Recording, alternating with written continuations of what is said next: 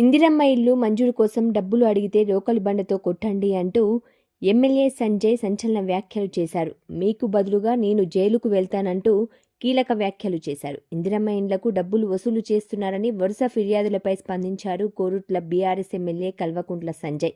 డబ్బులు అడిగితే నేరుగా నాకు కాల్ చేయండి అంటూ అభయమిచ్చారు ఎమ్మెల్యే సంజయ్.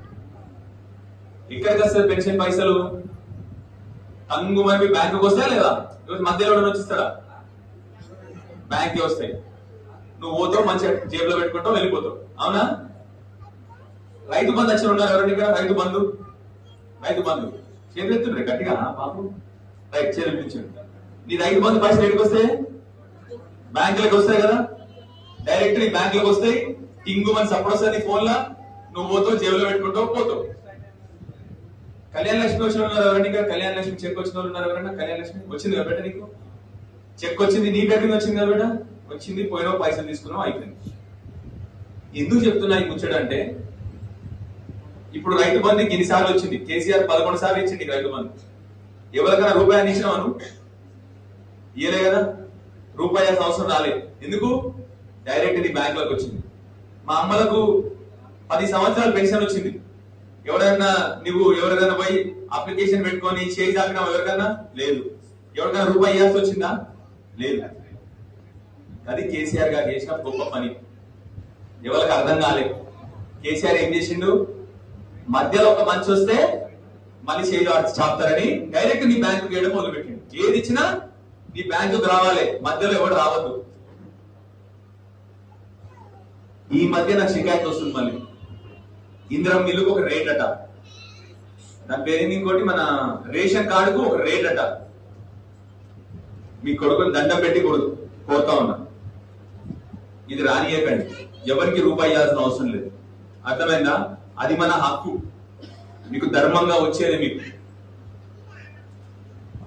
రూపాయి ఎవడైనా అడిగితే, ఎవడైనా రూపాయి అడిగినా ఈ ముచ్చట మంచిగా ఉంది.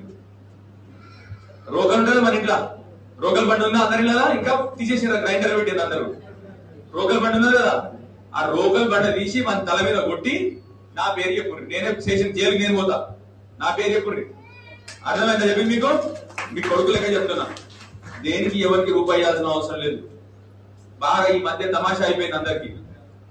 కేసీఆర్ కింది కొరకే ఆ రోజు ఏం చేసినా డైరెక్ట్ నీ బ్యాంక్ వచ్చినట్టు చూసుకున్నాడు. తెలుసు ఆయనకి లంగతనాలు లంగ ముచ్చట్లు ఉంటాయని చెప్పి తెలుసు ఆయనకి. అందుకొరకే ఏం చేసినా ప్రజలకు డైరెక్ట్ ఇవ్వాలి. అందరు ఏమనుకున్నారు? వాటికైనా బ్యాంక్ వస్తుంది అనుకున్నారు.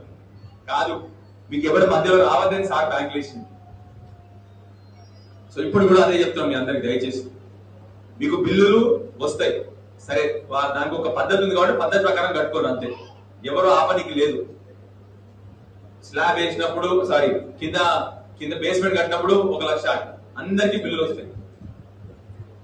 ఎవరికి ఏం కష్టం ఉన్నా, మీకు నా ఇల్లు అడ్రస్ తెలుసు కదా, బస్ స్టాండ్ ముందంటే బస్సు దిగితే నా ఇల్లు ఉంటుంది, నా ఫోన్ నెంబర్ ఉంటుంది. ఎవరైనా మీరు కష్టపడితే నాకు చెప్పు, విలేజ్ సెక్రటరీ కానీ ఎవరైనా కానీ. ఇది మన హక్కు. ఇక్కడ ఉన్న అధికారులందరికీ జీతాలు వస్తున్నాయి ఆల్రెడీ. అర్థమైనా చెప్పింది మీకు? సో దయచేసి మీ అందరికీ కోరేది ఒకటే, ఎవరికి కూడా రూపాయి ఇవ్వద్దు.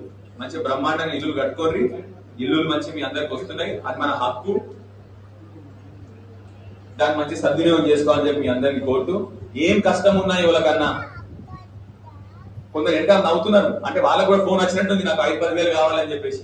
దండం పెట్టి చెప్తున్నా, మీ అందరికి ఎవరికి రూపాయి ఇచ్చేది లేదు. అర్థమైందా? మీ కొడుకుగా చెప్తున్నా, ఇక్కడ అన్ని నా మంచి ఉద్యోగం అన్ని బంద్ చేసుకొని వచ్చిన. ఎందుకు? మంచి రాజకీయాలు ఉండాలి, రాజకీయాలు క్లీన్ గా ఉండాలి, మంచిగా ఉండాలి అని చెప్పి వచ్చిన. ఇక గవే నడుస్తే ఎట్లా? అర్థమైంది చెప్పి మీకు? అందుకొరకే మార్పు రావాలి, ఎప్పుడోసారి మార్పు రావాలి. ఎవరికి రూపాయి ఇవ్వాల్సిన అవసరం లేదు. మీ దండం పెట్టి కోరుతా ఉన్నా, మీ కొడుకులా కోరుతా ఉన్నా కాబట్టి ఏం కష్టం వచ్చినా నాకు చెప్పుండ్రి, నేను వస్తాను కావాలంటే. కానీ మీరు మాత్రం ఎవరికి తలంచాల్సిన అవసరం లేదు, ఎవరికి భయపడాల్సిన అవసరం లేదు. సరేనా? జై తెలంగాణ.